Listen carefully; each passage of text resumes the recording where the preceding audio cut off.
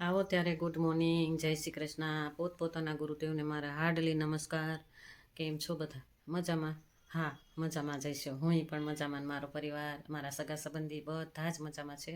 અને જો હું મારી લાઈફમાં શું શું કરું છું, રૂટિન કામ મારું કઈ રીતનું થાય છે, કઈ રીતની હું કામકાજ કરું છું, એ હું તમને આગળ બતાવવાની કોશિશ કરતી જ રહીશ. મારી સાથે બન્યા રહેજો. અને મને કાંઈ પણ વોઇસમાં કે કાંઈ પણ ભૂલ થતી હોય તો મને નાની એવી કમેન્ટમાં કહેતા રહેજો કે તમારી આ ભૂલ છે, હવે આવી રીતે ન કરતા, આમ ન કરતા. કાંઈ પણ ભૂલ થતી હોય તો મને કમેન્ટ કરજો જ ભાઈ. ચાલો ત્યારે જય શ્રી કૃષ્ણ. સારા સેવા વાતાવરણમાં ખીલી ઉઠ્યું ભાઈ. જો તમે જોઈ શકો છો, હું પ્રભુ પિતાની યાદમાં બેઠી છું અને આ પ્રાર્થના બોલી રહ્યા છીએ. હું એક હેલ્થની પાઠશાળામાં જોઈન્ટ છું. એ હેલ્થની પાઠશાળામાં ઓનલાઈન અમે ઘરે બેઠા જ એક્સરસાઇઝ કરાવતા હોય છે અને ઘરે બેઠા જ પ્રભુ પિતાને યાદ કરાવતા હોય છે. ઓમકારા સાથે અડધો કલાક એક્સરસાઇઝ કરાવે અને અડધો કલાક અફર્મેશન, ઓમકારા, એ બધું સારી સારી વાતો હોય છે. ઓનલાઈન હેલ્થની પાઠશાળા છે. અને ગ્રીન ટી પણ હું કહેતી હતી ને કે ગ્રીન ટી એ મારે હર્બલ લાઈફમાંથી રાણીની ચા હું સવારમાં એ ચા પીવાથી મારી ચા દૂધવાળી ચા છૂટી ગઈ. દૂધવાળી ચા લેવી જ ના જોઈએ આપણે ભાઈ. હેલ્થનું પૂરેપૂરું ધ્યાન રાખવું જોઈએ. જો ઓમકારા બોલું છું અને હવે ચામાં જો એટલા મસ્ત વાઇબ્રેશન નાખી અને પછી જ પ્રભુ પિતાને યાદ કરી અને પછી જ પીવાની.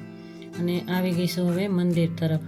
આ મારું મંદિર છે ઘરમાં માતાજીનું, કુળદેવીનું મંદિર છે. એ પણ માતાજીનું ઘર કહેવાય. જો આપણા ઘરમાં સેજ કચરો આવે તો ગમતું નથી ને, એટલે માતાજીને પણ ના ગમે.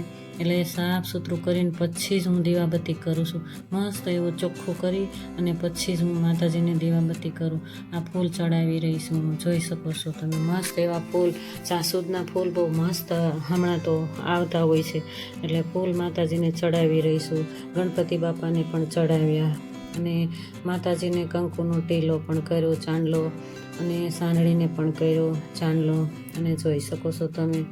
હવે હું દીવાબત્તી મસ્ત એવા પોઝિટિવ વાતાવરણની અંદર જોઈ શકો છો તમે. જો હું મસ્ત એવા દીવાબત્તી કરી રહી છું અને મસ્ત એવું વાતાવરણ એટલું ખીલી ઉઠ્યું છે કેમ કે હું બ્રહ્મ મુહૂર્તથી જ જાગેલી હોઉં છું.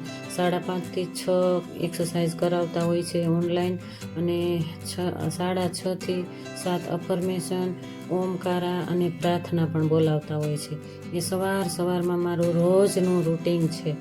અને જોઈ શકો છો તમે, એ પાઠશાળા બહુ જ સારી છે. બહુ સારા બધા વિચાર, આપણે ક્યારે પાણી ક્યારે પીવું, ક્યારે જમવું, સારા એવા વિચાર આપણામાં આવતા હોય છે એમાં જોઈન્ટ થવાથી.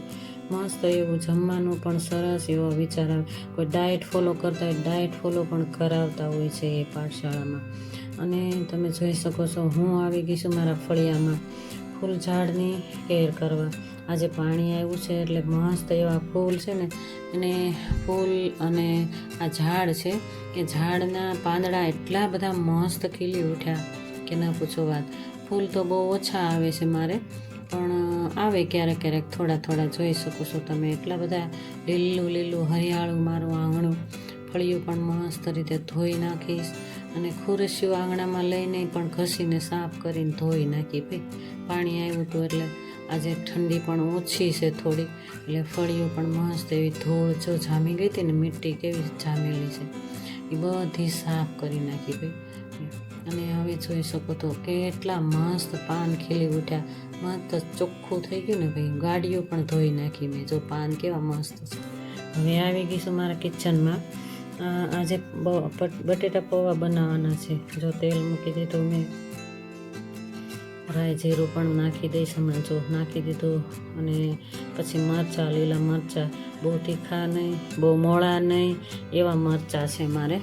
એટલે મસ્ત આદુ મરચાં એ નાખીને સાતળી લેવાનું. પછી મીઠું નાખી દીધું અને પછી હું બટેટા અને વટાણા, આજે મને કહે છે પીનટ નથી નાખવાની, વટાણા નાખજે, એટલે મેં પીનટ ન નાખી, એને સ્કીપ કરી નાખી. અને વટાણા અને એક અમથું નાનું એવું બટેટું, અને હવે હળદર નાખી દેવાનું. મોળા એવા બટેટા પૌવા મારે નાસ્તામાં ખાવા છે એમ કહે છે, તો મેં એને નાસ્તો પણ બનાવી દીધો અને મેં સૂપ પણ કરી લીધું. જો હવે આ પૌવા નાખી દીધા. મસ્ત એવા બટેટા પૌવા બનીને તૈયાર થઈ જશે. જોઈ શકો છો તમે, મસ્ત મસ્ત એવા બન્યા છો, ટેસ્ટી બન્યા હતા. હવે હું તો નથી ખાતી, જો કે હું બનાવી દઉં છું પણ ખાતી નથી. સવારમાં તો હું આ નાસ્તો નથી લેતી, ચા નાસ્તો નથી લેતી. જોઈ શકો છો, મસ્ત એવી ડીશ. આવો ત્યારે સુખ અને દુઃખ હરેકના જીવનમાં આવતા જ હશે. સુખ આવે ત્યારે બહુ છલકાઈ નહીં જવાનું, દુઃખ આવે ત્યારે બહુ રડી નહીં લેવાનું, રડવાનું નહીં. કારણ કે હરેકના જીવનમાં આ સમસ્યા તો હોય જ છે. જો અત્યારે વાગી ગયા છે કેટલા, જો 10:30 વાગી ગયા છે. 10:30માં હું બધું જ આવો ત્યારે રસોઈ ચાલુ કરી દઈએ ભાઈ. હા, અને સરગવો લીધો છે. સરગવો મસ્ત એવો હળદર મીઠું નાખી અને બાફી લેવાનો. તપેલામાં સરગવો બાફવાથી એટલું મીઠું શાક બને છે. કુકરમાં બાફવાથી મીઠું એટલું બધું નથી બનતું. તમે ક્યારેક ટ્રાય કરજો. કુકરમાં મીઠું એટલું બધું મસ્ત મીઠાશવાળું શાક નથી બનતું. જો એક જ મરચું મારે ખાવું હોય ને, એક જ મરચું સાતળી નાખું છું. અને એમાં જ હું હવે પનીર સાતળી નાખીશ. પનીર હું તમને આગળ બતાવીશ કે કેમ મેં પનીર બનાવ્યું. ઘરે જ પનીર બનાવી અને ઘરે જ મારું પનીર તૈયાર થાય. અને હું પનીર પણ જો ડાયટ ફોલો જે કરતા હોય ને એને આવી રીતે પનીર બનાવી સાતળી અને ખાલી પનીર ખાવાથી જ ડાયટ ફોલો આપણે થઈ શકે છે. પનીર જો હું ક્યારેક તો બનાવું, ક્યારેક નથી બનાવતી. આજે તો મેં બનાવ્યું હતું પનીર, એટલે મેં જમવામાં સાથે લીધું. જો કઢી નાખવાની છે, સરગવો કઢીનું શાક બનાવવાનું છે મારા પૂરતું જ. મારા હસબન્ડને નથી જમવાનું, એને સરગવો જ ખાલી ખાધું. સરગવાનું પલ્પ કાઢી અને એ જ ખાધું ખાલી. એને પેટની થોડી તકલીફ છે ને એટલા માટે. જો હવે મેં આ સરગવો વઘાર કરી નાખ્યું સરગવાનું. અને પછી નાખી દઈશ દહીંનો ઘોળવો નાખી દઈએ, એટલે દહીંની અને સરગવાની કઢી બની જાય મસ્ત એવો. દહીંનો ઘોળવો, દહીં સરગવો કહેવાય આને. તમે શું કહેતા હોય મને કમેન્ટમાં કહેજો. અને આવી રીતે દહીં સરગવો બનાવતા હોઈએ છીએ. જો હવે કસૂરી મેથી નાખી દો એટલે એટલું સ્વાદિષ્ટ થાય કે ના પૂછો વાત. મસ્ત એવું સ્વાદિષ્ટ થશે હમણાં. જો બપોરના મારે રોટલો ખાવાનો હતો, એટલે બાજરીનો રોટલો બનાવવા આવી ગઈ છું. આવો ત્યારે તમે કેવી રીતે રોટલો બનાવો છો ને મને એ કમેન્ટમાં કહેજો. હું તો હાથે ટિફિન જ કરું છું. મને વેલણથી પાટલા ઉપર મને નથી ફાવતું. હું તો હાથથી જ ટિફિન જ કરું. ત્યારે જ મને એમ થાય કે ના મેં રોટલો કર્યો. અને પાટલા ઉપર મને આવડતું નથી. તમે કમેન્ટમાં કહેજો મારે કઈ રીતે મારે પાટલા ઉપર બનાવવું. બરાબર. જો રોટલો મસ્ત એવો બની ગયો છે. આવી જાઓ, જો મસ્ત બની ગયો ને, સરસ એવો રોટલો તૈયાર થઈ ગયો. મસ્ત એવો રોટલો બની ગયો. જમવા બધા આવી જાઓ. જો ઉફેલો સરસ મજાનો આવી, સરસ મસ્ત થઈ ગયું ને. મસ્ત. હવે ઘી લગાડી દેવાનું ઉપરથી. ઘી ખાતા હોય તો અમે ક્યારેક કોરું પણ ખાતા હોઈએ છીએ, ઘી પણ ક્યારેક લગાડતા હોઈએ છીએ. બહુ ઘી નથી ખાતા અમે. જો થાળી તૈયાર થઈ ગઈ, પનીર ફ્રાય, પનીર ચટણી અને જો તૈયાર. હવે હું પનીર બનાવવાનું તમને રેસીપી આ વ્લોગમાં જ તમને આપી દઉં છું. દૂધ પહેલાં મૂકી દેવાનું. 1 લીટર ઉપર દૂધ હતું. એમાં નાખી દેવાનું લીંબુ. થોડું લીંબુ નાખી દેવાનું. એટલે થોડું કરીને નાખવાનું. લીંબુમાં થોડુંક છે ને પાણી ભેળવી દેવાનું. અડધો ફાડો લીંબુનો રાખવાનો. એમાં થોડુંક પાણી ભેળવી દેવાનું. અને પછી થોડું કરી અને નાખવાનું. ત્યારે આ ફાટે. જો દૂધ ફાટી ગયું ને, ફાટી ગયું એટલે પનીર મસ્ત એવું તૈયાર થઈ જશે હમણાં. મસ્ત. જો પનીર બનાવવાની રેસીપી પણ આમાં જ નાખી દીધી મેં તમને. કારણ કે મેં બપોરે ફ્રાય પનીર ખાધું, એટલે મને એમ થયું કે લાય રેસીપી પણ હું આમાં જ નાખી દઉં.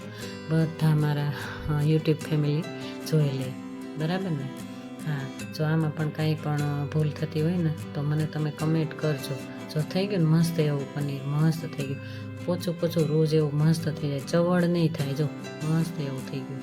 અને બહુ ઠંડી હતી ને એટલે તપેલું મેં હાથેથી જ લઈ લીધો. બહુ જ ઠંડી હતી. જો મને ગરમય ન લાગ્યો. બોલો, તમે જોઈ શકો છો ને, તપેલું મેં હાથેથી જ લઈ લીધો. પનીર ગરમ તપેલું. જો હવે સરસ એવા સાફ સુથરા કપડામાં નાખી અને નીચોઈ નાખવાનું. વ્હાઈટ કપડામાં, એટલું સુતરાવ કપડું હોય ને એમાં નાખી અને નીચોઈ નાખવાનું મસ્ત એવું. અને પાછું સરસ પાણીએ ધોઈ નાખવાનું. મસ્ત પાણીએ ધોઈ અને એકદમ માથે વજન મૂકીને ગમે તે જગ્યાએ સારી જગ્યાએ મૂકી દેવાનું અને પછી ખોલીને જોવાનું કે કેવું સરસ પનીર થઈ ગયું. મસ્ત પનીર થઈ ગયું. જો હવે જોઈ શકો છો તમે, પોચું રૂ જેવું થઈ ગયું ને, મસ્ત સરસ મજાનું પનીર તૈયાર થઈ ગયું ને. જો મસ્ત પનીર થઈ ગયું. જો તો આ પનીર છે ને એને ફ્રાય કરી અને જમવામાં સાથે પણ લઈ શકાય અને હાવ ડાયટ ફોલો કરતા હોય ને એને એમનામાંય ખવાય. અને હવે તમને હું બતાવું, આ પણ હું બતાવવાની કોશિશ. જો આ મિક્સ સબ્જીનું ઘણીવાર કહેતી હોઉં ને કે અમે જમ્યા પહેલાં જ્યુસ લઈએ, તો મિક્સ સબ્જીનું જ્યુસ લઈએ. આવો રહ્યો મારો બ્લોગ.